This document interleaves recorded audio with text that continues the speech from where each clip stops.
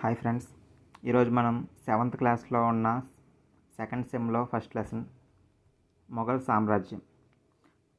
సామ్రాజ్యం గురించి తెలుసుకుందాం. ఫస్ట్ మొఘల్ సామ్రాజ్యాన్ని ఫస్ట్గా స్టార్ట్ చేసింది ఎవరంటే బాబర్ తర్వాత ఒక్కొక్కరు పరిపాలించుకుంటూ వస్తారు.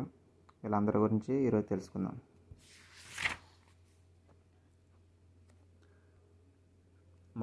భారతదేశంలో మొఘల్ సామ్రాజ్య చరిత్ర ఎప్పుడు స్టార్ట్ అయింది? 1526లో స్టార్ట్ అయింది. ఎప్పటి వరకు జరిగిందంటే 1857 వరకు జరిగింది. ఓకే, ఈ ఫస్ట్ 1526లో ఏం జరుగుద్దంటే ఈ మొఘల్ సామ్రాజ్యాన్ని ఈ బాబర్ స్టార్ట్ చేస్తాడు. బాబరు అంతకుముందు ఢిల్లీ సుల్తానులు పరిపాలిస్తుండేవారు. వాళ్ళలో చివరి వాడైన ఇబ్రహీం లోడీని 1526లో ఓడించి, ఇప్పుడు ఏ యుద్ధం అంటే మొదటి పానిపట్టు యుద్ధంలో ఈ ఇబ్రహీం లోడీని ఓడించి బాబర్ ఈ మొఘల్ సామ్రాజ్యాన్ని స్టార్ట్ చేస్తాడు.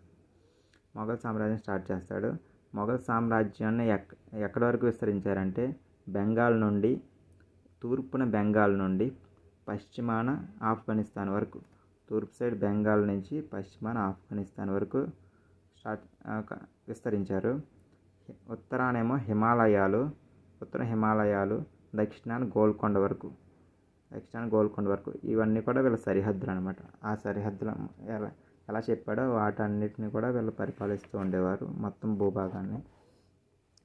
ఈ భారతదేశంలో ఉన్న ఈ భూభాగాలు ఇవన్నీ అనమాట ఈ మ్యాప్లో ఉన్నాయి చూపించాడు. నెక్స్ట్ బాబర్, ఈ మొఘల్ సామ్రాజ్య స్థాపకుడు ఎవరు అంటే బాబర్. ఈ బాబర్ 1526లో స్థాపించాడు. నెక్స్ట్ ఇతని గురించి తెలుసుకోవాలంటే ఇతను యుద్ధ వ్యూహాలను రూపొందించడంలో గొప్ప మేధావి.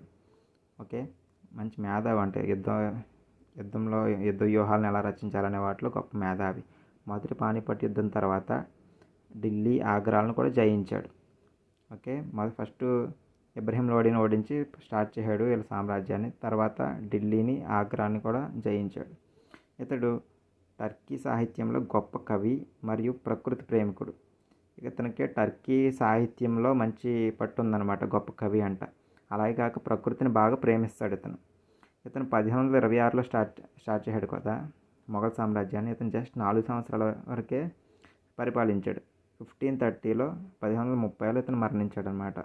ఇతను మరణించిన తర్వాత ఇతని కొడుకు ఎవరు? ఇతని కొడుకు పేరు ఏంటంటే హుమాయూన్. ఆ హుమాయూన్ పరిపాలనలోకి వస్తాడు.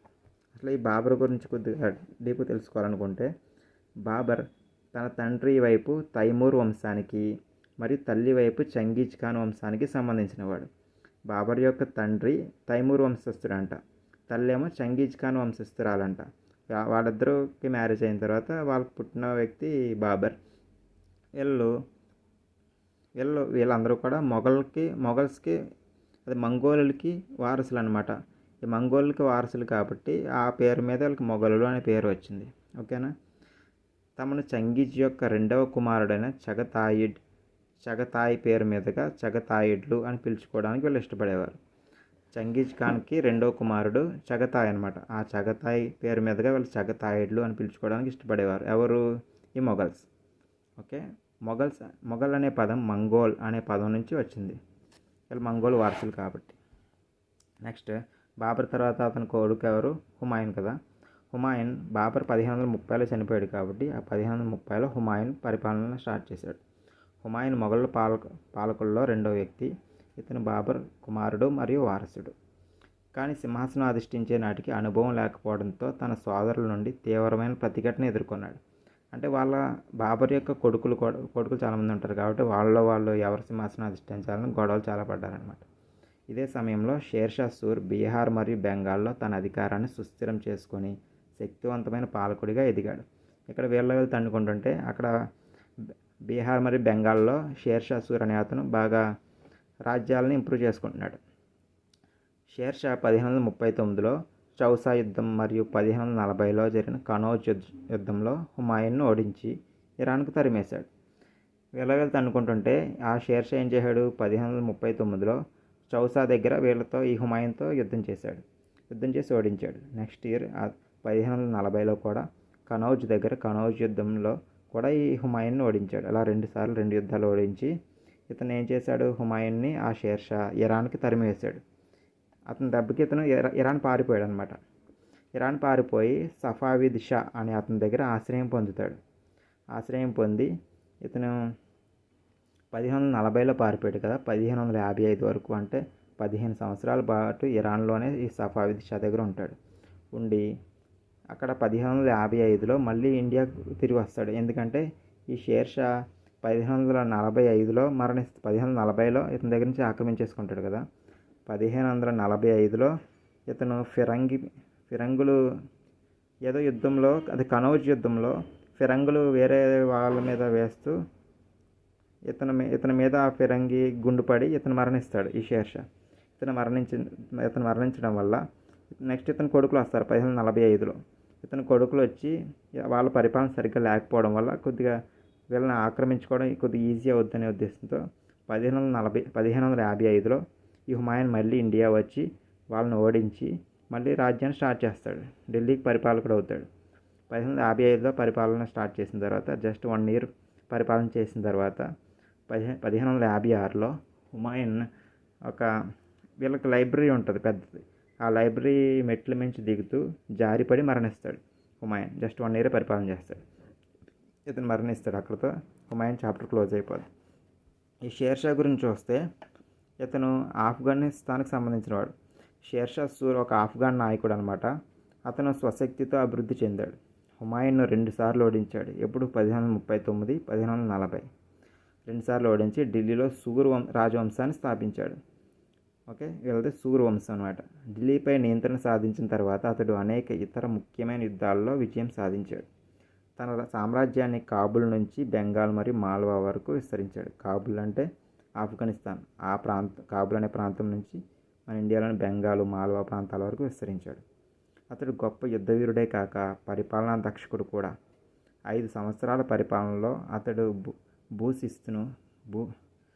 భూమి శిస్తు పద్ధతి, నూతన ద్రవ్య విధానం, తపాలా సేవలు వంటి అనేక సంస్కరణలు ప్రవేశపెట్టాడు.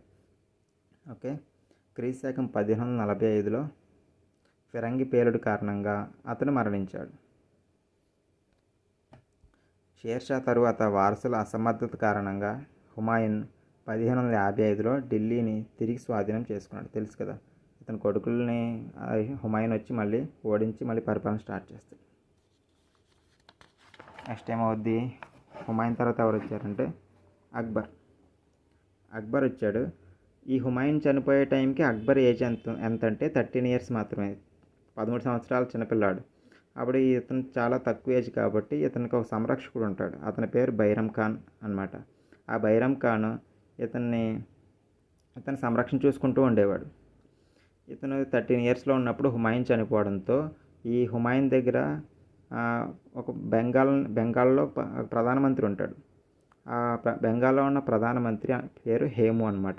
ఆ హేము ఢిల్లీని ఎలాగో హుమాయూన్ చనిపోయాడు, ఇతను చూస్తే చిన్నపిల్లాడు, అందుకని మనం ఢిల్లీని ఆక్రమించేసుకుందామని చెప్పి ఢిల్లీని ఆక్రమించుకోవడానికి ట్రై చేస్తాడు. ఎవరు? బెంగాల్ ప్రధానమంత్రి అయిన హేము. అయితే 1556లో ఈ హేముకి అక్బర్కి మధ్య 2వ పానిపట్ యుద్ధం జరుగుద్ది. ఈ ఢిల్లీ కోసం 2వ పానిపట్ యుద్ధం జరిగినప్పుడు ఇతనితో పాటు ఈ బైరం ఖాన్ ఉన్నాడు కదా, ఇతనికి అక్బర్కి హెల్ప్ చేసి హేముని ఓడించడంలో సహాయం చేస్తాడు. అప్పుడు హేము 1556లో హేముని చంపేసి అక్బర్ పరిపాలన స్టార్ట్ చేస్తాడు. 2వ పానిపట్ యుద్ధంలో హేముని ఓడించి. ఈ యుద్ధం ద్వారా అక్బర్ ఢిల్లీ మరియు ఆగ్రాలో తన అధికారాన్ని సుస్థిరపరచుకున్నాడు. అంతేకాకుండా రాజపుత్ర రాజ్యాలైన చూనార్, మాల్వా, గోండ్వానాలను తన రాజ్యానికి జోడించాడు. ఓకే, నెక్స్ట్ ఈ ఢిల్లీతో పాటుగా రాజపుత్ర రాజ్యాలను కూడా ఆక్రమించుకున్నాడు. చూనారు, మాల్వా, గోండ్వానాలను కూడా ఆక్రమించుకున్నాడు. తర్వాత బికనేర్, జైసల్మేర్, జోధ్పూర్లను కూడా జయించాడు అక్బర్. నిజాయితీగా మరియు ధైర్య సాహసాలు కలిగిన రాజపుత్ర రాజులతో మంచి సంబంధాలను ఏర్పాటు చేసుకున్నాడు. రాజపుత్రులని ఓడించి వాళ్ళతో పాటు మంచి సంబంధాలను కూడా ఏర్పాటు చేసుకున్నాడు. ఆ సంబంధాలను ఏర్పాటు చేసుకోవడానికి ఏం చేశాడు? జైపూర్ యువరాణి జోధాబాయిని అక్బర్ వివాహం చేసుకున్నాడు. ఓకే, జోధాబాయిని మ్యారేజ్ చేసుకొని అక్బర్ రాజపుత్రులను ఉన్నత పదవుల్లో కూడా నియమించాడు. ఈ రాజపుత్రులతోటి మంచి సంబంధాలు ఏర్పాటు చేసుకోవడానికి మ్యారేజ్ చేసుకున్నాడు. అలాగే వాళ్ళకి మంచి పదవుల్లో కూడా వాళ్ళని నియమించాడు. వారిలో ఎవరెవరు నియమించాడంటే రాజా మాన్ సింగ్, రాజా తోడర్మల్, రాజా భగవాన్ దాస్, ఇలాంటి వారిని మంచి పదవుల్లో నియమించాడు. నెక్స్ట్ వీళ్ళకి వేరే రాజ్యాల నుంచి శత్రుత్వం కూడా ఉంటుంది కదా. అలాగే మేవాడ్ పాలకుడు రాజా మహారాణా ప్రతాప్ తన జీవిత కాలం పాటుగా ఈ అక్బర్ అధికారాన్ని యాక్సెప్ట్ చేయలేదు. అసలు అంగీకరించకుండా పోరాటాలు చేస్తూనే ఉన్నాడు. నేను పాలకుడిగా అంగీకరించను అంటూ పోరాటాలు చేస్తూ వ్యతిరేకిస్తూ ఉండేవాడు అక్బర్ని. ఎవరు అంటే మేవాడ్ పాలకుడు మహారాణా ప్రతాప్. ఓకే. నెక్స్ట్ అతనితో పాటుగా ఈ అక్బర్కి ఒక స్నేహితుడు ఉంటాడు. అతని పేరు బీర్బల్. ఇతను అక్బర్ ఆస్థానంలోనే ఉంటూ రాజా బీర్బల్ అక్బర్ చక్రవర్తికి సన్నిహితుడు. అక్బర్ ఆస్థానంలో బీర్బల్ గొప్ప గాయకుడు మరియు కవి కూడా అనమాట. ఈ బీర్బల్ మనకి బీర్బల్ కథలు తెలుగులో కూడా ఉంటుంది కదా, అలాగా బీర్బల్ మంచి గొప్ప గాయకుడు మరియు కవి కూడా అక్బర్ ఆస్థానంలో ఉంటాడు. అక్బర్ అతని వల్ల ఎక్కువగా ప్రభావితుడయ్యాడు. ఈ బీర్బల్ అక్బర్ని ఎక్కువగా ప్రభావితం చేశాడంట. నెక్స్ట్ అహ్మద్ నగర్ రాణి అయిన చాంద్ బీబీ అక్బర్ అధికారాన్ని వ్యతిరేకించిన మహిళ. అక్బర్ అధికారాన్ని వ్యతిరేకించిన వ్యక్తి ఇంతకుముందు ఎవరు? ఈ మహారాణా ప్రతాప్. మేవాడ్ పాలకుడైన మహారాణా ప్రతాప్ అక్బర్ అధికారాన్ని వ్యతిరేకించాడు. అలాగే ఒక లేడీ కూడా వ్యతిరేకించింది. ఎవరంటే చాంద్ బీబీ. అహ్మద్ నగర్ రాణి అయిన చాంద్ బీబీ కూడా అక్బర్ అధికారాన్ని వ్యతిరేకించారు. నెక్స్ట్ అక్బర్ తర్వాత అతని కొడుకు జహంగీర్ వస్తాడు. జహంగీర్ అక్బర్ వారసుడు సలీం. జహంగీర్ని సలీం అని కూడా పిలుస్తారు. జహంగీర్ అనే బిరుదుతోటి ఇతని పరిపాలన స్టార్ట్ చేస్తాడు. జహంగీర్ అంటే మీనింగ్ ఏంటంటే ప్రపంచ విజేత. ఓకే, ప్రపంచ విజేత అనే బిరుదుతోటి జహంగీర్ పరిపాలన చేస్తాడు. అతడు తన తండ్రి ప్రవేశపెట్టిన సాంప్రదాయాలను కొనసాగించాడు. అక్బర్ ఏమైతే చేశాడో వాటిని ఇతను కంటిన్యూ చేశాడంట. రాజపుత్రులతో మంచి సంబంధాలను కొనసాగించడం ద్వారా తన సామ్రాజ్యాన్ని విస్తరించాడు.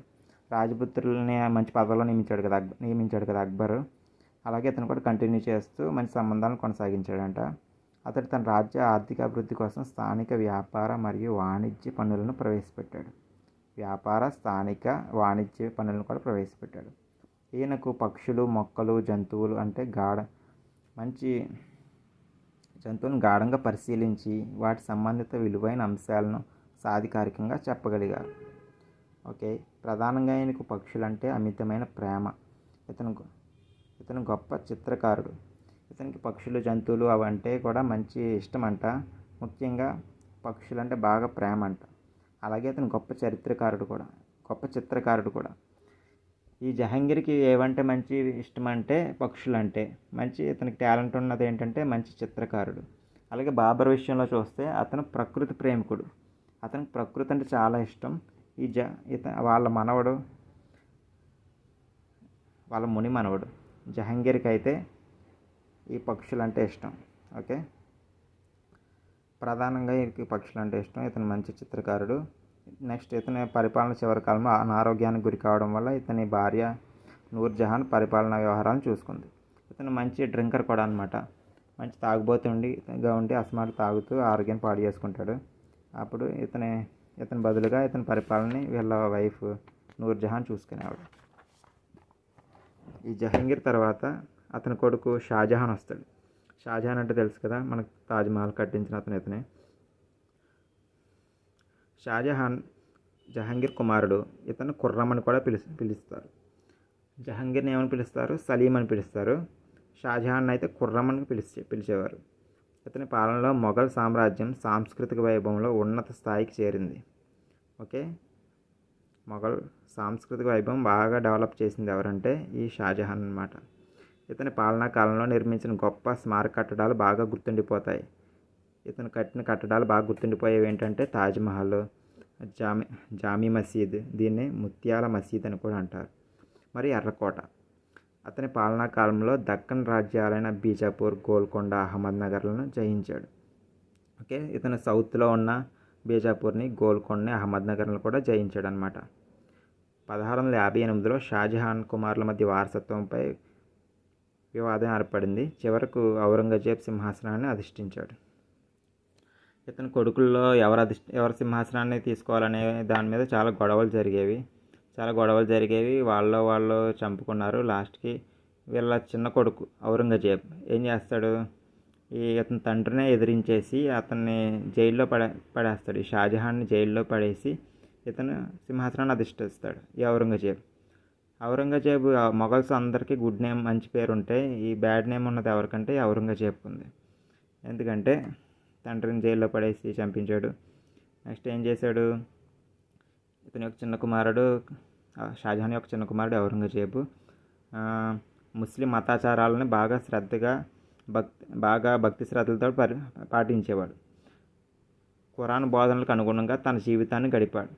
ఈ ముస్లిమ్స్ సంబంధించిన ఖురాన్ ఉంది కదా గ్రంథం, మత గ్రంథం, ఆ ఖురాన్ని బాగా పాటించేవాడు.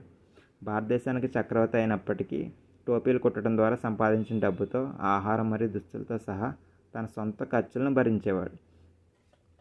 ఖురాన్లో చెప్పినట్టుగా తన సొంత డబ్బులతోటే బతకాలి అనే నియమాలను పాటిస్తూ తన సొంతంగా టోపీలను కుట్టుకొని వచ్చిన డబ్బులతోటే అతను బతికేవాడు. నెక్స్ట్ కానీ ఇతను ఇలాగా మంచిగానే ఉన్నాడు, కానీ మత విషయంలో మాత్రం వేరే మతాలను అసలు సహించేవాడు కాదు. వేరే మతాలను నాశనం చేయాలనే ఉద్దేశంతో ఉండేవాడు. దానివల్ల ఇతనికి చెడ్డ పేరు వచ్చింది. నెక్స్ట్ దానివల్ల తిరుగుబాటు చేసిన కొన్ని రాజ్యాలు అస్సాము, రాజస్థాన్, పంజాబ్, డెక్కన్ మొదలగు ప్రాంతాల్లో పెద్ద సంఖ్యలో ఇతని మీద తిరుగుబాట్లు జరిగినాయి. నెక్స్ట్ కొంతమంది మతాచారులు కూడా ఇతను ఎదిరించారు. వాళ్ళలో గురు తేజ్ బహదూర్, గురు గోవింద్ సింగ్ మరియు శివాజీ వీళ్ళందరూ కూడా తిరుగుబాట్లు చేశారు. వీరిలో శివాజీ స్వతంత్ర మరాఠా రాజ్యాన్ని స్థాపించడంలో విజయవంతం అయ్యాడు. వాళ్ళు చాలామంది ఎదిరించారు, కానీ ఇతన్ని ఎదిరించి సామ్రాజ్యాన్ని స్థాపించుకున్నది శివాజీ అనమాట. మరాఠా రాజ్యాన్ని స్థాపించాడు. శివాజీ మరణించిన తర్వాత ఇంకా ఇతను ఏం చేశాడు, ఎలాగో శివాజీ లేడు కదా అని చెప్పి ఇంకా దక్కన్ మీద దండెత్తి ఔరంగజేబు ఏం చేశాడు, 1685లో బీజాపూర్ని, 1687లో గోల్కొండను జయించాడు. అంటే 2 years గ్యాప్లో రెండు రాజ్యాలను ఆక్రమించుకున్నాడు. సౌత్లో ఉన్న 2 రాజ్యాలను 1685లో బీజాపూరు, 1687లో గోల్కొండ. ఆ తర్వాత లాస్ట్కి ఔరంగజేబు మరణం తర్వాత వాళ్ళ కొడుకుల మధ్య వారసత్వ పోరాటాలు జరిగినాయి. వీళ్ళ కామన్ అనమాట, ఎప్పుడు వాళ్ళ కొడుకుల మధ్య వారసత్వం గురించి యుద్ధాలు చేసుకోవడం, ఒకరినొకరు చంపుకోవడం. లాస్ట్కి ఇప్పటివరకు మొఘల్స్లో ఉన్న రాజుల్లో కొద్దిగా పవర్ఫుల్గా ఉన్నది వీళ్ళందరూ. ఇప్పటివరకు చెప్పుకున్న వాళ్ళు మాత్రం చివరిగా గట్టి వ్యక్తి ఎవరంటే ఔరంగజేబు. ఇతని తర్వాత వచ్చిన వారసులందరూ బాగా వీక్గా ఉండడం వల్ల అంతగా డెవలప్ చేయలేకపోయారు మొఘల్ రాజ్యాన్ని. అందుకే మనం ఇక్కడి వరకు చెప్పుకున్నాం. నెక్స్ట్ వాళ్ళ గురించి అంతగా లేదు. నెక్స్ట్ వీళ్ళ పరిపాలన ఎలా ఉండేదంటే మొఘలుది కేంద్రీకృత పరిపాలన అనమాట. అంటే మెయిన్ వీళ్ళ దగ్గర నుంచి మొత్తం అన్ని జరిగేవి. చక్రవర్తికి అన్ని అధికారాలు కూడా చక్రవర్తికే ఉండేవి. మిగతా వాళ్ళకి అధికారాలు ఇవ్వకుండా ఎక్కువ వీళ్ళే అధికారాలను పెట్టుకొని పరిపాలించేవారు. అతని పరిపాలనలో మంత్రిమండలి సహాయపడేది. ఈ మొఘల్స్కి ఒక మంత్రిమండలి కూడా ఉండేది. బాబర్ మరియు హుమాయూన్ పరిపాలనపై తక్కువ ప్రభావం చూపారు. ఎందుకంటే బాబరు జస్ట్ 4 సంవత్సరాలే పరిపాలించాడు, 1526 నుంచి 1530 వరకు. హుమాయూన్ అయితే మధ్యలో షేర్షా వల్ల ఇరాన్ పారిపోయి ఇప్పుడు లాస్ట్లో వచ్చాడు, మళ్ళీ ఒక సంవత్సరానికే మరణించాడు. అందువల్ల తక్కువ ప్రభావాన్ని చూపారు. నెక్స్ట్ అక్బర్ అనేక పరిపాలనా సంస్కరణలను ప్రవేశపెట్టాడు. అతను తన విస్తారమైన సామ్రాజ్యాన్ని అనేక సుబాలుగా విభజించాడు. అంటే మొత్తం ఇతని పరిపాలనలో ఉన్న దాన్ని మొత్తాన్ని కూడా కొన్ని రాష్ట్రాలుగా డివైడ్ చేశాడు. వాటిని సుబాలు అని పిలుస్తారు. ప్రతి సుబాకు ఒక సుబేదార్ నియమించాడు. ప్రతి రాష్ట్రానికి ఒక సీఎం అన్నట్టు ప్రతి సుబాకి ఒక సుబేదార్ నియమించాడు. సుబాలు అనేవి మొఘల్ సామ్రాజ్యంలోని రాష్ట్రాలు. ఓకే, అక్బర్ తన రాజ్యాన్ని 15 సుబాలుగా విభజించాడు. మొత్తం అక్బర్ టైంలో 15 రాష్ట్రాలుగా డివైడ్ చేశాడు అనమాట. ఇతను పరిపాలన చేస్తున్న ప్రాంతాలని వాటిని సుబాలు అంటారు. 15 సుబాలుగా డివైడ్ చేశాడు. సుబాలను ఆ తర్వాత ఏం చేశాడు, సర్కార్లుగా డివైడ్ చేశాడు. అంటే సుబాలు అంటే రాష్ట్రాలు కదా, మళ్ళీ రాష్ట్రాలను జిల్లాలంటే అక్కడ సర్కార్లు అనమాట. సుబాలను సర్కార్లుగా మళ్ళీ విభజించాడు. మళ్ళీ సర్కార్లని పరగణాలుగా విభజించాడు. అంటే రాష్ట్రాలను జిల్లాలని మళ్ళీ మండలాలుగా అన్నట్టుగా సుబాలు, సర్కార్లు, పరగణాలు అలా డివైడ్ చేసుకున్నారు. ఈ విధానాన్ని ఆ తర్వాత మొఘల్స్లో మిగతా రాజులు కూడా ఈ అక్బర్ చేసిన ఎలాగా సుబాలుగా డివైడ్ చేశాడు కదా, వీటినే మిగతా రాజులు కూడా కంటిన్యూ చేశారు. అక్బర్ భూమిని సర్వే చేయించి పండించిన పంట ప్రకారం పన్ను నిర్ణయించే వ్యవసాయ పద్ధతిని ప్రవేశపెట్టాడు. మామూలుగా అయితే మిగతా వాళ్ళు ఏం చేస్తారంటే వాళ్ళకి పంట ఎంత పండుతుంది అనేది వాళ్ళు చూసుకోకుండా వాళ్ళు నిర్ణయించిన పన్నునే వాళ్ళు ఎప్పుడు చెల్లించాలి అనే విధంగా బలవంతం చేసేవారు. ఈ అక్బర్ ఏం చేశాడంటే వాళ్ళ పంటని సర్వే చేయించి అది ఎంత పంటనిస్తుంది, ఎంత ఆదాయం వస్తుంది దాన్ని బట్టి లెక్కలు కట్టి దాన్ని బట్టి వాళ్ళు పండిన పంటలో ఒక వంతుని పన్నుగా నిర్ణయించాడు. అతను భూమిని మాత్రం 4 రకాలుగా విభజించాడు. ఆ పండిన పంటలో మాత్రం ఒక వంతుని పన్నుగా చెల్లించాలని నిర్ణయించాడు. ఓకే, అక్బర్ పాలనలో షేర్షా పరిపాలన ముద్ర కొంతవరకు ప్రస్ఫుటమవుతుంది. అంటే షేర్షా ప్రవేశపెట్టినవి ఈ అక్బర్ కూడా కంటిన్యూ చేశాడు అంటే అక్బర్ కూడా షేర్షా లాగా పరిపాలన చేశాడు అని చెప్తున్నాడు. నెక్స్ట్, మున్సబ్దారీ వ్యవస్థ. సైనిక విధానంలో అక్బర్ మున్సబ్దారీ వ్యవస్థను ప్రవేశపెట్టాడు. మున్సబ్దారీ వ్యవస్థను ప్రవేశపెట్టింది ఎవరు మొఘల్స్లో అంటే అక్బర్. మున్సబ్దార్ అనే పదం మున్సబ్ కలిగిన వ్యక్తిని సూచిస్తుంది. ఓకే, మున్సబ్ అంటే హోదా లేదా ర్యాంక్ని మున్సబ్ అంటారు. ఇది ర్యాంక్, జీతాలు, సైనిక బాధ్యతలు నిర్ధారించడానికి మొఘలులు ఉపయోగించిన గ్రేడింగ్ పద్ధతి. వాళ్ళ యొక్క జీతాలు, సైనిక బాధ్యతల్ని నిర్ణయించడానికి ఒక గ్రేడింగ్ పద్ధతిని ప్రవేశపెట్టారు. అదే మున్సబ్దారీ వ్యవస్థ. 10 నుండి 10,000 మంది సైనికులు కలిగిన వివిధ స్థాయిల మున్సబ్దారులు ఉండేవారనమాట. మున్సబ్దారులు ఎంతమంది ఉండేవారు? 10 నుండి 10,000 మంది సైనికులు కలిగిన వివిధ స్థాయిల ఒక్కొక్క గ్రేడ్లు ఉండేది. A grade, B grade, C grade, అలా గ్రేడ్లు ఉండేవి. ఆ గ్రేడ్స్లో మున్సబ్దారులు ఉండేవారు. ఓకే, 10 నుండి 10,000 మంది సైనికులు కలిగిన మున్సబ్దారులు. నెక్స్ట్, ఇతర పాలకులతో మొఘలుల సంబంధాలు. మిగతా వాళ్ళతో వీళ్ళ సంబంధాలు ఎలా ఉండేవి చూద్దాం. మొఘలులు తమకు విధేయత చూపని పాలకులపై దాడి చేసేవారు. వీళ్ళని ఎవరైనా ఎదిరిస్తే వాళ్ళ మీద అటాక్ చేసేవారు. వీరు దౌత్యంలో భాగంగా రాజపుత్ర స్త్రీలను వివాహం చేసుకున్నారు. మిగతా రాజ్యాలతో సంబంధాలను ఏర్పాటు చేసుకోవడానికి రాజపుత్ర స్త్రీలని వాళ్ళు పెళ్ళిళ్ళు చేసుకున్నారు. వారి ఆస్థానంలో రాజపుత్రులకు ఉన్నత పదవులు ఇచ్చారు. ఇందాక చూసుకున్నాం కదా, రాజా మాన్సింగ్, రాజా తోడర్మల్ వీళ్ళందరికీ కూడా వీళ్ళు మంచి పదవులు ఇచ్చి వాళ్ళతో సంబంధాలను కంటిన్యూ చేశారు. రాజపుత్రులను సిసోడియా వంశస్థులు మొఘలుల అధికారాన్ని అంగీకరించలేదు. ఈ మొఘల్స్ పరిపాలన అంగీకరించలేదు ఎవరంటే రాజపుత్రులతో మంచి సంబంధాలను ఏర్పాటు చేసుకున్నారు. బట్ అందులో ఒక వంశం వాళ్ళు మాత్రం వీళ్ళ అధికారాన్ని అంగీకరించలేదు. వాళ్ళు ఎవరంటే సిసోడియా అనే వంశస్థులు అనమాట. అక్బర్ కాలంలో రాజపుత్రులు, సిక్కులు, ఇతర పరిపాలకులతో ఉన్న సంబంధాలు షాజహాన్ కాలంలో క్షీణించడం ప్రారంభమయ్యాయి. అంతకుముందు అక్బర్ టైంలో ఈ రాజపుత్రులతోటి, ఆ సిక్కులతోటి మంచి సంబంధాలు ఉండేవి. రాజపుత్రులని అతను మ్యారేజ్ చేసుకోవడం, సిక్కులతోటి కూడా మంచి సంబంధాలు ఉండేవి. ఆ తర్వాత షాజహాన్ టైంలో అవి ఆ సంబంధాలు బాగా క్షీణించడం ప్రారంభించింది షాజహాన్ టైంలో. అదే ఔరంగజేబ్ టైంలో అయితే ఈ సంబంధాలు పూర్తిగా బాగా అత్యంత క్షీణతకు చేరాయన్నమాట. క్షీణతకు చేరి ఆ సిక్కుల మీద అటాకులు చేయడం అలాంటివన్నీ చేసేవాడు ఈ ఔరంగజేబ్. ఇతని కాలంలో సామ్రాజ్యంలోని అన్ని భాగాలలో తిరుగుబాట్లు జరిగాయి. ఔరంగజేబ్ మరణానంతరం సామ్రాజ్యం విచ్ఛిన్నమైంది. ఔరంగజేబే చివరి పవర్ఫుల్ పాలకుడు కాబట్టి అతని తర్వాత మొత్తం నాశనం అయిపోయింది మొఘల్స్ పాలన సామ్రాజ్యం అనుకోవచ్చు. నెక్స్ట్, సాంఘిక జీవనం గురించి వస్తే మతం ఏంటంటే మొఘలులు సున్నీ మతస్థులు. వీళ్ళు ఏ మతానికి చెందిన వాళ్ళు అంటే సున్నీ మతస్థులు. అక్బర్ మత సహనాన్ని పాటించాడు.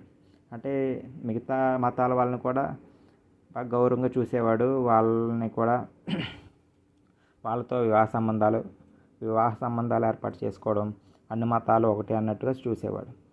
హిందువులపై విధించే జిజియా పన్ను మరియు యాత్రికుల పన్నులను రద్దు చేశాడు. అంతకుముందు ఈ మొఘల్స్ ఏం చేశారంటే ఈ మిగతా మతస్థులని కూడా ఈ ఇస్లాం మతంలోకి మార్పిడి చేయించడానికి ఈ జిజియా పన్ను అనేది ఏర్పాటు చేశారు. జిజియా పన్ను అంటే వీళ్ళు వేరే మతస్థులు ఎవరైనా ఉన్నారనుకోండి, ఇస్లాం మతస్థులు కాకుండా మిగతా వాళ్ళు వీళ్ళకి పన్ను కట్టాలి. అలా ఏర్పాటు చేశారు. వాళ్ళు కొంతమంది ఈ పన్ను కట్టలేక ఎందుకు మనకి ఇదంతా అని చెప్పి మనం కూడా వాళ్ళ మతంలోకి మారిపోదాం, ఎందుకంటే ఓన్లీ ఇతర మతాలకే కదా ఈ పన్ను ఉంది, అదే ఇస్లాం మతంలోకి మారిపోతే మనకు పన్ను ఉండదు కదా అనే ఉద్దేశంతో మిగతా మతాల వాళ్ళు ఇస్లాం మతంలోకి మారుతారనే ఉద్దేశంతో జిజియా పన్ను అనేది ఏర్పాటు చేశారు ఈ మొఘల్స్. అలాగే హిందువులు యాత్రలు చేస్తూ ఉంటారు కదా, కాశీ యాత్ర అలా యాత్రలు చేస్తున్నారని చెప్పి వాళ్ళ మీద కూడా పన్నులు విధించేవారు, అలా యాత్రికుల మీద. ఈ 2 పన్నులని కూడా అక్బర్ ఏం చేశాడు, అన్ని మతాలు ఒకటైన ఉద్దేశంతో జిజియా పన్నుని రద్దు చేశాడు.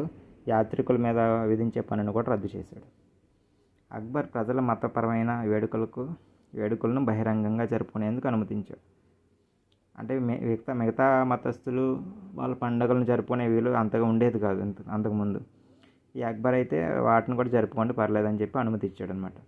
సమాజంలో ఎక్కువ మంది ప్రజలు హిందువులు. ఆనాటి సమాజంలో హిందువులు, ముస్లింలు మాత్రమే కాకుండా బౌద్ధులు, జైనులు, సిక్కులు మరియు పార్సీలు కూడా ఉండేవారు. ఓకే.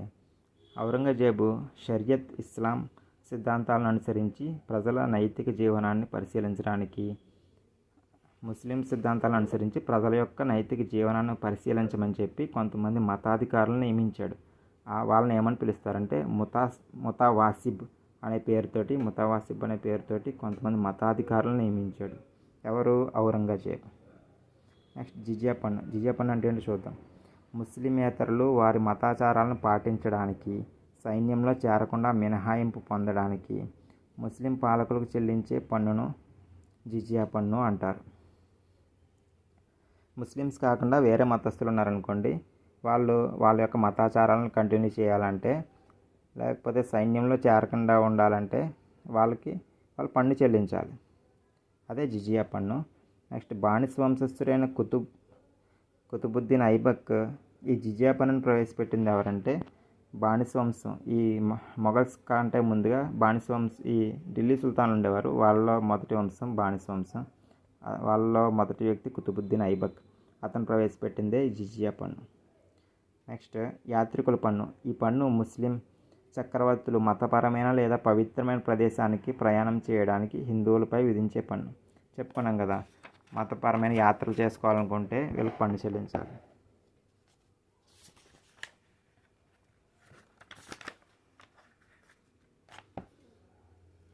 నెక్స్ట్ అక్బర్ 1575లో ఫతేపూర్ సిక్రీ వద్ద ఇబాదత్ ఖానా అనే ప్రార్థనా మందిరాన్ని నిర్మించాడు. ఇబాదత్ ఖానా అనే ఒక ప్రేయర్ చేసుకోవడానికి, ఒక ప్రార్థన చేసుకోవడానికి ఒక మందిరాన్ని కట్టాడు ఫతేపూర్ సిక్రీ దగ్గర. ఎవరు? అక్బర్. ఎప్పుడంటే 1575లో. ఆ ప్రార్థనా మందిరం పేరేంటంటే ఇబాదత్ ఖానా. ఓకే. నెక్స్ట్ క్రీస్తు 1582లో దీన్-ఇ-ఇలాహి అనే ఒక మతాన్ని కూడా ఏర్పాటు చేశాడు. ఇబాదత్ ఖానా అనే ఒక ప్రేయర్ చేసుకోవడానికి ఒక మందిరాన్ని ఏర్పాటు చేసి, అలాగే ఒక మతాన్ని కూడా ఏర్పాటు చేశాడు 1582లో. ఆ మతం పేరు ఏంటంటే దీన్-ఇ-ఇలాహి. దీన్-ఇ-ఇలాహి అనే మతాన్ని ఎవరు ఏర్పాటు చేశారు? అక్బర్. ఓకే. దీన్-ఇ-ఇలాహి అంటే అందరితో శాంతి లేదా విశ్వజనీన శాంతి. అంటే మొత్తాన్ని శాంతి కోరుకుంటున్నాను అనే ఉద్దేశంతో ఒక మతాన్ని స్థాపించాడు. మొత్తం జనం మొత్తంలో కూడా శాంతి ఉండాలనే ఉద్దేశంతో. ఇది విభిన్న మతాల మధ్య శాంతియుత సమన్వయ సంబంధాలను తెలియజేస్తుంది. అన్ని మతాలు ఒకటే, అన్నిటి మధ్య శాంతి ఉండాలని దీన్ని ఏర్పాటు చేశాడు. దీన్-ఇ-ఇలాహి ఈ మతంలో ఎవరిని బలవంతం చేయలేదు జాయిన్ అవ్వండి అని చెప్పి. వాళ్ళ ఇష్టమున్న వాళ్ళు జాయిన్ అవుతారని వదిలేశాడు. ఈ మతంలో జాయిన్ అయింది ఎంతమంది అంటే 18 మంది మాత్రమే చేరారు. ఇది ఆస్థాన మతంగానే మిగిలిపోయింది. అదే ఇతను కూడా అందరిలాగా మా మతంలో చేరాల్సిందే అని రూల్స్ పెట్టుంటే చాలామంది జాయిన్ అయ్యేవారు, కానీ ఇతను అలా ఫోర్స్ చేయలేదు. నెక్స్ట్ ఆర్థిక జీవనం గురించి చూస్తే, మొఘల్ సామ్రాజ్యంలో భారతీయ ఆర్థిక వ్యవస్థ సుసంపన్నమైంది. వాణిజ్యం, వ్యవసాయం కూడా అభివృద్ధి చెందింది. వ్యవసాయం ప్రజల ముఖ్య వృత్తి. విస్తృతమైన రహదారి వ్యవస్థను నిర్మించడం, దేశమంతా ఒకే రకమైన కరెన్సీని సృష్టించడం మరియు దేశం యొక్క సమగ్రతకు మొఘలులు బాధ్యత వహించారు. ఓకే. రహదారులను బాగా నిర్మించారంట. దేశమంతా ఒకే రకమైన కరెన్సీని కూడా ఏర్పాటు చేశారంట. దేశం యొక్క సమగ్రతకు మొఘలులు బాధ్యత వహించారంట. మొఘలులచే నియమించబడిన ప్రజా పన్నుల విభాగం ఈ సామ్రాజ్యంలో విస్తృతమైన రహదారి వ్యవస్థను రూపొందించింది. ఓకే. ఇది సామ్రాజ్యం అంతటా పట్టణాలను మరియు నగరాలను కలిపే రహదారులను రూపకల్పన చేసి నిర్వహించింది. వాణిజ్యం విస్తరించడానికి ఇది కూడా ఒక కారణం. వాణిజ్యం అంటే ఒక వ్యాపారాలు జరగాలంటే ఏం కావాలి మనకి? వ్యాపారాలు ఒక చోట నుంచి ఇంకో చోటికి రవాణాలు జరగాలంటే మంచి రహదారులు ఉండాలి. వాటిని బాగా ఏర్పాటు చేశారు కాబట్టి వాణిజ్యం కూడా బాగా డెవలప్ అయ్యింది. వ్యవసాయ పన్ను ద్వారా వచ్చే ఆదాయం ముఖ్యమైన ఆదాయ వనరుగా ఉండేది. ముఖ్యమైన ఆదాయ వనరు ఏదంటే ఈ వ్యవసాయ పన్ను అనమాట. నెక్స్ట్ నాణ్యాలు ఎవరు బాగా డెవలప్ చేశారంటే సూర్యవంశానికి చెందిన షేర్షా చెప్పుకున్నాం కదా. షేర్షా 1540లో చనిపోయాడు. 1540 నుంచి 45 వరకు పరిపాలన చేసి 45లో చనిపోయాడు. తన స్వల్ప పాలనలో ప్రవేశపెట్టిన రూపాయి అంటే వెండి నాణ్యం అనమాట ఆ టైంలో. మరి దామ్ అంటే రాగి నాణ్యం. వీటిని మొఘలులు కొనసాగించారు. ఈ షేర్షా చనిపోయిన తర్వాత కూడా ఈ రెండు నాణ్యాలు రూపాయి, దామ్, ఈ రెండు నాణ్యాలను కూడా మొఘల్స్ కంటిన్యూ చేశారు. అక్బర్ కాలంలో దామ్ అనే నాణ్యం అత్యంత సాధారణ నాణ్యంగా చలామణిలో ఉంది. అక్బర్ కాలంలో బాగా సాధారణ నాణ్యంగా ఈ దామ్ అనేది ఉండేదండి. వ్యవసాయం మొఘలుల పాలనలో భారత వ్యవసాయ ఉత్పత్తి పెరిగింది. గోధుమ, వరి, బార్లీ వంటి ఆహార పంటలతో పాటుగా నగదు పంటలైన ప్రత్తి, గంజాయి, నీలిమందు కూడా పండించారు. వ్యాపార పంటలైన మొక్కజొన్న, పొగాకు పంటలను భారతీయ రైతులు విస్తృతంగా పండించడం ప్రారంభించారు. ఈ మొఘల్స్ వ్యవసాయం ఏమేమి చేసేవారంటే గోధుమ, వరి, బార్లీ మరియు ఆహార పంటలు కూడా. అలాగే వీళ్ళు ప్రత్తి, నీలిమందు, గంజాయిని కూడా పండించారంట. అందులో మనం కొత్తగా ఉన్నవి ఏంటంటే గంజాయి, నీలిమందు మొఘల్స్ పండించారంట. వ్యాపార పంటలైన మొక్కజొన్న, పొగాకు పంటలైన భారతీయ రైతులు విస్తృతంగా పండించడం ప్రారంభించారు. నెక్స్ట్ జప్త్. మొఘల్ వ్యవస్థలో చెప్పుకోదగిన అక్బర్ కాలం నాటి రెవెన్యూ పాలన. ఈ రెవెన్యూ పాలన జప్త్ అంటారు. ఇది అతని ప్రముఖ రెవెన్యూ మంత్రి అయిన రాజా తోడర్మల్. అతని దగ్గర రాజా తోడర్మల్ ఉండేవాడు. అతను ఎవరంటే రెవెన్యూ మినిస్టర్ ఆర్ రెవెన్యూ మంత్రి. అతని పర్యవేక్షణలో బాగా అభివృద్ధి చేయబడింది. రైతులకు అనుకూలంగా రాజ్యానికి లాభదాయకంగా ఉండే రెవెన్యూ పద్ధతిని అభివృద్ధి చేసి అమలు చేయడానికి అక్బర్కు 2 దశాబ్దాల కాలం పట్టింది. అక్బర్కి 20 సంవత్సరాలు పట్టిందంటే రాజ్యం మొత్తం సర్వే చేయించి రెవెన్యూ సంస్కరణలు చేయడానికి. క్రీస్తు 1580లో గడిచిన 10 సంవత్సరాల ఉత్పత్తి, ధరల హెచ్చుతగ్గులు, స్థానిక రెవెన్యూ వివరాలను సేకరించాడు. గడిచిన 10 సంవత్సరాల నుంచి ఉత్పత్తి ఎలా ఉంది, పంటలు ఎలా పండుతున్నాయి, వాటి రేట్లు ఏంటి, ఆ రెవెన్యూ వివరాలన్నింటినీ కూడా సేకరించాడు. ఎవరు?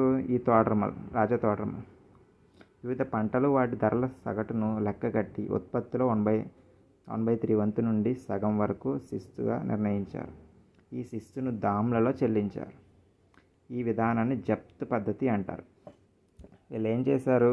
ఇంతకుముందు రేట్లు ఎలా ఉండేవి, పంటల యొక్క రేట్లు, వాటి యొక్క ఉత్పత్తి, పంట ఏ విధంగా పండేది, ఎంత వచ్చేది పంట నుంచి అనేది మొత్తం లెక్కలు కట్టి సర్వేలు చేయించి ఒక 10 సంవత్సరాల క్రితం నుంచి అప్పటి వరకు సర్వేలు చేయించి ఎలా జరిగింది అని సర్వేలు చేయించి అప్పుడు పన్నుని నిర్ణయించారు. పన్నుని 1/3 వంతుగా నిర్ణయించారు. ఆ తర్వాత నిర్ణయించి పన్ను వేటిలో తీసుకునేవారు అంటే దామ్లలో తీసుకునేవారు. ఓకే, దామ్ అనే నాణ్యాలలో తీసుకునేవారు. దామ్ అంటే ఏంటి? నాణ్యం ఇందాక చెప్పుకున్నాం. దామ్ అంటే రాగి నాణ్యం, రూపాయి అంటే వెండి నాణ్యం అనుకున్నాం కదా. ఈ రాగి నాణ్యాలు దామ్లలో వాళ్ళకి పన్ను చెల్లించారనమాట. ఈ విధానాన్ని ఇళ్ళలాగా ఈ పన్ను విధానాన్ని సర్వే చేయించి భూముల్ని చేయించారు కదా, దీన్ని జప్త్ పద్ధతి అంటారు. నెక్స్ట్ కళ మరియు వాస్తుశిల్పం. మొఘల్ కాలంలో వాస్తుశిల్పంలో కొత్త సాంప్రదాయం ప్రారంభమైంది.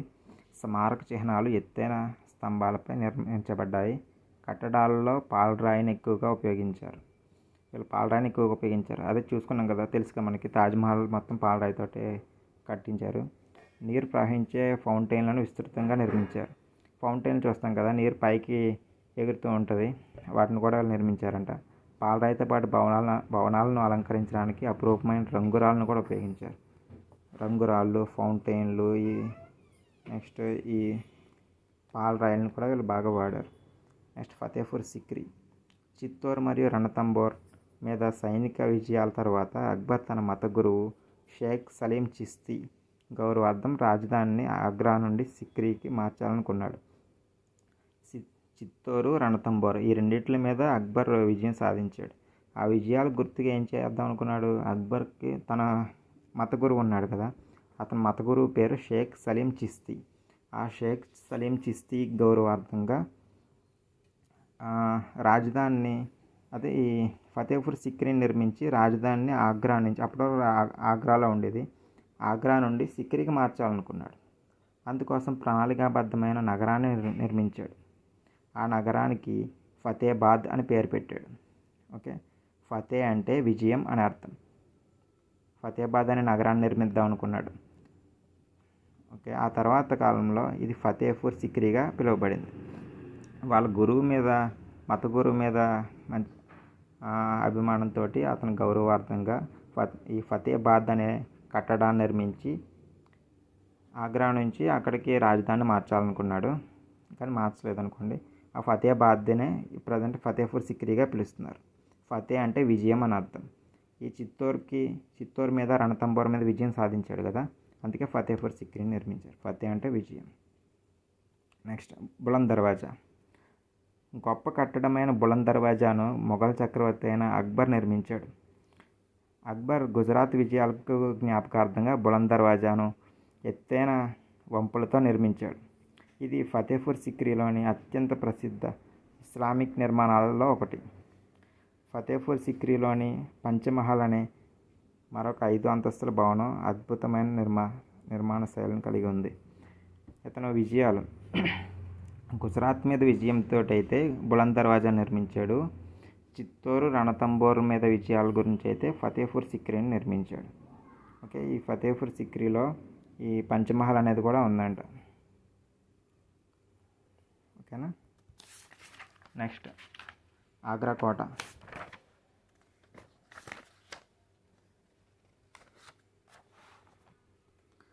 ఆగ్రా కోట మొఘల్ చక్రవర్తి షాజహాన్ రాజధాని అయిన షాజహానాబాద్లో రాజకుటుంబం నివసించే అంతఃపుర భవనంగా ఎర్రకోటను నిర్మించాడు. అంటే వీళ్ళ అంతఃపురంగా ఉండడం కోసం, వీళ్ళు నివసించడం కోసం ఈ ఎర్రకోటను నిర్మించుకున్నాడు. ఎవరు? షాజహాన్.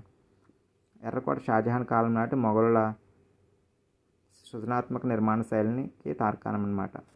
ఇది దివాన్ ఈ ఆమ్, దివాన్ ఈ ఖాస్, మోతీ మసీద్, హయత్ బక్ష్ బాగ్ మరియు రంగమహల్ వంటి ఇతర ముఖ్యమైన నిర్మాణాలను కలిగి ఉంది. ఈ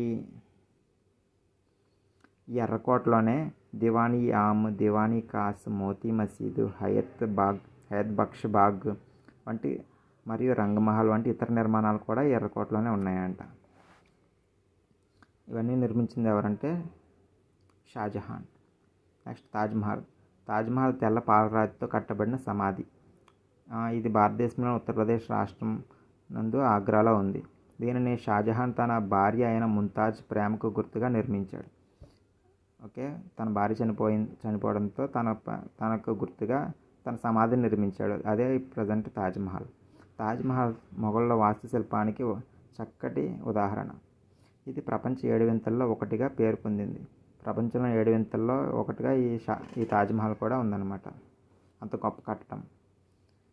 తాజ్మహల్ మొఘలుల యొక్క ఆభరణంగా విస్తృతంగా గుర్తించబడింది మరియు ప్రపంచ వారసత్వ సంపదలో ఒకటిగా కీర్తించబడటమే కాకుండా మొఘలుల కళావైభవంలో కలికితురాయి వంటిదిగా గుర్తింపు పొందింది. అంత గొప్ప కట్టడంగా చెప్పుకోవచ్చు. వీళ్ళ సంస్కృతి ఎలా ఉందంటే, భారతదేశ సాంస్కృతిక వారసత్వానికి ఆధునిక భారతదేశ చరిత్రలో మొఘల్ సామ్రాజ్య పాత్ర ప్రధానమైందన్నమాట.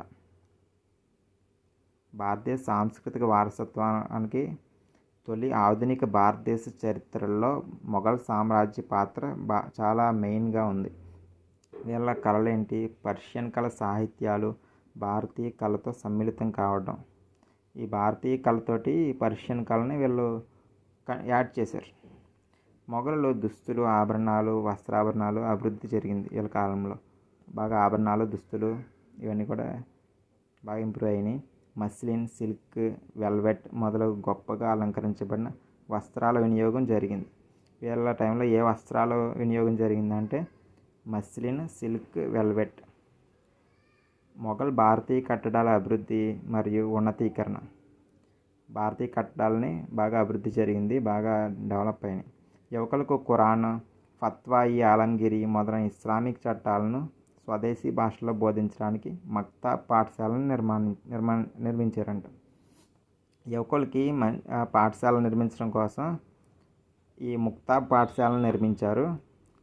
వాటిలో ఏం చెప్పేవారంటే ఖురాన్ గురించి మరియు ఫత్వా ఈ అలంగిరి అంటే ఈ ఇస్లాంలోని చట్టాలు ఖురాన్ గురించి బోధించడం కోసం ఈ పిల్లల కోసం మక్తాబ్ అనే పాఠశాలను నిర్మించారు ఈ మొఘలులు.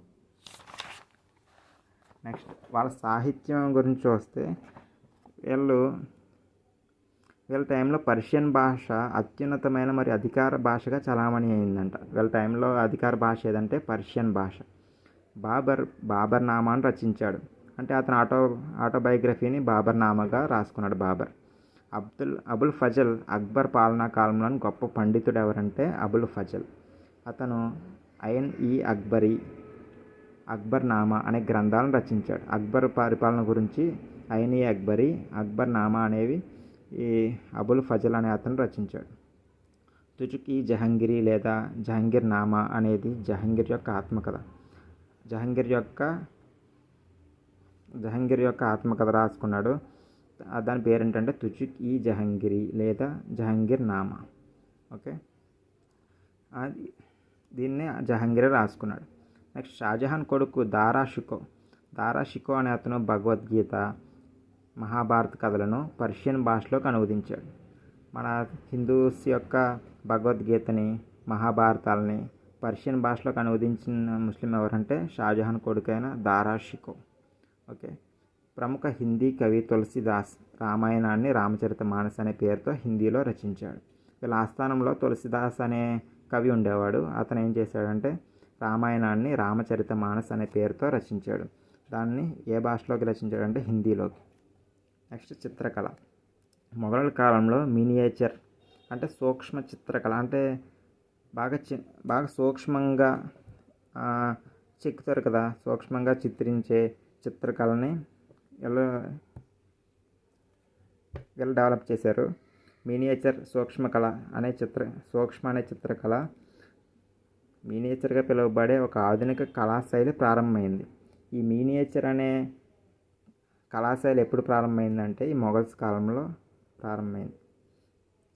నెక్స్ట్ జహంగీర్ పోషణలో చిత్రకళ అత్యున్నత స్థాయికి చేరుకుందనమాట. జహంగీర్ గురించి చెప్పుకున్నాం కదా, ఇతనికి చిత్రకళ అంటే చాలా ఇష్టమని. నెమలి నీలం భారతీయులు ఉపయోగించే ఎరుపు రంగులు మొఘల్ చిత్రాల్లో కొత్తగా చేర్చబడ్డాయి. ఈ ఎరుపు రంగు నెక్స్ట్ నెమలి నీలం భారతీయులలో అప్పుడే స్టార్ట్ చేశారనమాట ఈ మొఘల్స్ టైంలో. సంగీతం. బాబర్, హుమాయూన్లు సంగీతాన్ని ప్రోత్సహించారు. బాబర్కి, హుమాయూన్కి సంగీతం అంటే ఇష్టమంట, వాళ్ళు ప్రోత్సహించారు. కానీ ఇది అక్బర్ కాలంలో ఉన్నత స్థితిని పొందింది. ఈ సంగీతం మొఘల్స్ టైంలో ఎవరి కాలంలో బాగా ఉన్నత స్థితికి పొందిందంటే అక్బర్ టైంలో. ఔరంగజేబు అన్ని సంగీత కార్యక్రమాలను నిషేధించాడు. కానీ వీళ్ళ సంగీతాన్ని ప్రోత్సహిస్తే ఔరంగజేబు మాత్రం చివరి మొఘల్ చక్రవర్తి వాళ్ళ ఫ్యామిలీలో ఈ ఔరంగజేబు మాత్రం నిషేధించాడు సంగీతాన్ని. అక్బర్ ఆస్థానంలో ఎంతమంది సంగీతకారులు ఉండేవారంటే 36 మంది సంగీతకారులు ఉండేవారు. అక్బర్ ఆస్థానంలో 36 మంది సంగీతకారులు ఉన్నట్టు ఎవరు తెలిపారంటే అబుల్ ఫజల్ పేర్కొన్నాడు. వారిలో ఆ సంగీతకారుల్లో ఎవరెవరు ఉన్నారంటే తాన్సేను, బాజ్ బహదూర్ ప్రసిద్ధులు అనమాట. తాన్సేను, బాజ్ బహదూర్ బాగా ప్రసిద్ధులు, ఈ 36 మంది సంగీతకారులు. అక్బర్ తాను స్వయంగా నగారాను బాగా వాయించేవాడు. నగారా అనే వాయిద్యాన్ని బాగా వాయించేవాడు అంట అక్బర్. నెక్స్ట్ తాన్సేన్ అక్బర్ నవరత్నాల్లో ఒకడు. ఈ అక్బర్ ఆస్థానంలో నవరత్నాలనే పిలువబడే పండితులు ఉండేవారు. వాళ్ళలో ఒకడు తాన్సేన్ అనమాట. అతడు తన సంగీతంతో అద్భుతాలను సృష్టించేవాడు. మేఘ మల్హర్ రాగంతో వర్షాన్ని, దీపక్ రాగంతో అగ్నిని సృష్టించేవాడని ప్రతీతి.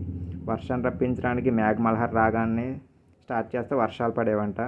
దీపక్ రాగంతో అగ్నిని సృష్టించేవాడంట. ఎవరు? ఈ తాన్సేన్. ప్రస్తుత హిందుస్థానీ సంగీతంలో ఈ శైలులు కనిపిస్తాయి. ఇప్పుడు ఈ అప్పట్లో ఉన్న శైలులు ప్రస్తుత హిందుస్థానీ సంగీతంలో కూడా ఉన్నాయంట. నెక్స్ట్ మొఘలుల సామ్రాజ్య పతనం. మొఘల్ సామ్రాజ్య పతనం షాజహాన్తో ప్రారంభమై ఔరంగజేబ్తో ముగిసింది. ఔరంగజేబ్ టైంలో బాగా వీళ్ళ పతనం జరిగిందనమాట. ఔరంగజేబ్ మరణానంతరం చాలా వేగంగా మొఘల్ సామ్రాజ్యం పతనమైంది.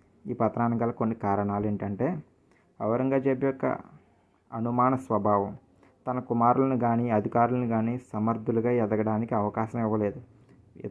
ఇతని వారసుల్ని బాగా ఎదగనిస్తే ఇంకా కంటిన్యూ అయ్యేది ఇలా సామ్రాజ్యం, కానీ వాళ్ళని ఎదగనివ్వలేదంట ఈ ఔరంగజేబు. అతని మతమౌఢ్యం కారణంగా జాట్లు, సత్నామీలు, సిక్కులు తిరుగుబాటు చేశారు. ఇతనికి వీళ్ళ మతమే ఉండాలి, మిగతా ఏ మతం వద్దు అనేది ఉండేది. దానివల్ల జాట్లు, సత్నామీలు, సిక్కులు తిరుగుబాట్లు చేశారనమాట. రాజపుత్రులు మరాఠాలతో శత్రుత్వం అతని సామ్రాజ్యానికి శాపంగా మారిందంట. రాజపుత్రుల్ని అక్బర్ ఏం చేశాడు, మంచి ఉన్నత స్థాయిలో పెట్టి వాళ్ళని బాగా గౌరవించేవాడు. కానీ ఇతను అలా చేయలేదు కాబట్టి వాళ్ళతో శత్రుత్వం ఏర్పడింది. ఔరంగజేబు వారసులు అసమర్థులు అన్నమాట. వాళ్ళని ఎదగనివ్వలేదు కాబట్టి సరిగ్గా వాళ్ళు అసమర్థులయ్యారు. వారిలో చాలామంది విలాస జీవితానికి అలవాటు పడ్డారు. చాలామంది అధికారులు అవినీతికి పాల్పడ్డారన్నమాట. సింహాసనం కోసం కుమారుల మధ్య జరిగిన వారసత్వ యుద్ధాలు పరిపాలనను బలహీనపరిచాయి. షాజహాన్, ఔరంగజేబులు దక్కన్ విధానం సామ్రాజ్యాన్ని మరింత బలహీనపరిచింది.